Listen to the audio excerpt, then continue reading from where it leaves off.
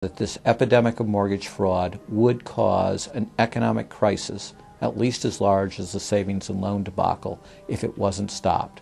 The FBI found that 80% of the mortgage fraud was being induced by the lenders, not by the borrowers. Much of the rage has been against the borrowers, but if you want rage, it should be at the CEOs who became fabulously wealthy by following a strategy based on fraud. The Wall Street people and their friends here at the Federal Reserve and at the U.S. Treasury and down the Washington Mall here at the U.S. Capitol. That's where the damage was done, and if people want to vent their anger, they need to vent it against these people. Between the Bush-Paulson administration and the Obama, Summers, Geithner, Volcker administration, there's really a total continuity of economic and financial policy. Geithner was on board at the Fed, the New York Fed, dealing with all these institutions. He didn't get it. And then we had this fellow who came up afterward, Mr. Friedman. He was on the Goldman Sachs board, and he didn't last too long as the Fed chairman. Why? Because he had a conflict of interest. Is it possible that there's so much conflict of interest here that all you folks don't even realize that you're helping people that you're associated with, and you should be recusing yourself for America's ethics? I behaved with the... You don't think you should have recused yourself when you asked Lehman to go in bankruptcy, you didn't put Bear Stearns in bankruptcy, and then you folded Merrill Lynch into... I mean, isn't there some point where you got to say, hey, I got a conflict of interest here? You don't feel any kind of scintilla of ethics on this thing at all? Totally. I operated very consistently within the ethic guidelines I had as Secretary of the Treasury, and when it became clear that we had some very significant issues with Goldman Sachs and with why didn't you recuse yourself with Morgan Stanley, what I did then, it would have been very wrong for me to recuse myself. What I did was I went and got a waiver from the ethics agreement, because when we had concerns... Who is in charge of the ethics agreement? What? Who's in charge of the ethics agreement that you got a waiver? We have a Office of Ethics at Treasury, and we have a White House ethics office. So you got it from the legal counsel from the White House? We got it from the Government Ethics Office. So we had Snow, we had Paulson, now we have Geithner.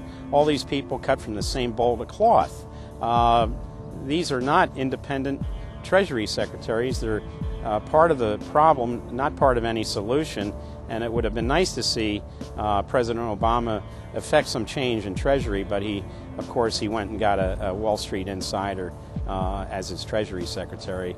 Everything that's speculative, parasitical, cancerous, bloated from all these administrations, going back to Carter and even beyond, comes together in the Obama administration. With Volcker, with Summers, who's part of the economic crimes under Clinton, the guy who brought you derivatives and the abolition of the Glass-Steagall firewall.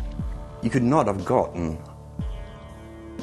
a more perfect setup for a takeover from a previous government, the Bush regime, than the Obama regime.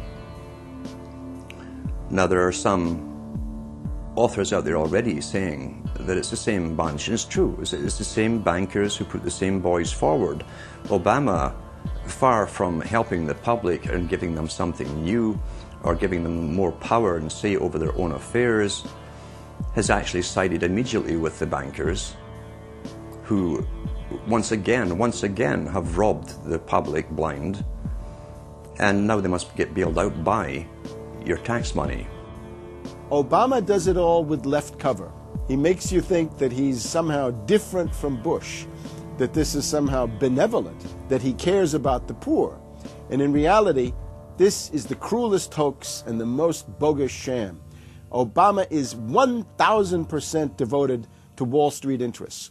When Wall Street says jump, Obama jumps. And again, it's about $30 to $40 for the bankers for every dollar that ever reaches an unemployed person or somebody who's on food stamps or some infrastructure building for highways.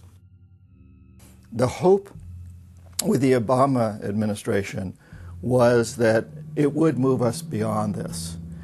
But unfortunately, what we're seeing more and more is that Obama has brought in many of the economists who bought into the system in the past. Larry Summers is a very good example. And so many of his economists, many of the people there, you can really almost at this point relate Obama to Hoover, who did something similar in his presidency, as opposed to Franklin Roosevelt, for example, who brought in a very fresh team. So the concern here now is that Obama's falling into this trap of bringing in the same people who put us in the position that we're in today, and other people who buy into the same theories that brought us here, this mutant form of capitalism. Presumably what most politicians want to come in is say, hey, the problems of the past, they're due to the old guy, and I'm cleaning house, and I'm going to bring in a new team, and don't blame us for the things we've inherited. Can't say, you know, those policies of the past that came before were insane, because you got the guy that was one of the key architects of those policies. People need to stop having allegiance to their political party. They need to have allegiance to the Bill of Rights, the Constitution, and what has made our republic so special. The basic human rights and dignity that every citizen of this country inherently has. Not because it's some right given to us by government, but because our Bill of Rights, our Constitution, enshrines that these are inalienable rights given to us by God, that we inherently have as sentient, free, conscious beings. But instead the public cheers on the Republicans as they win, or cheers on the Democrats as they defeat the Republicans. It's an endless, staged, gladiatorial event, special interest own both parties, and they project this false left-right paradigm up as like a movie screen. And behind that, behind the throne, the establishment is able to control our society and engineer it into this high-tech police state.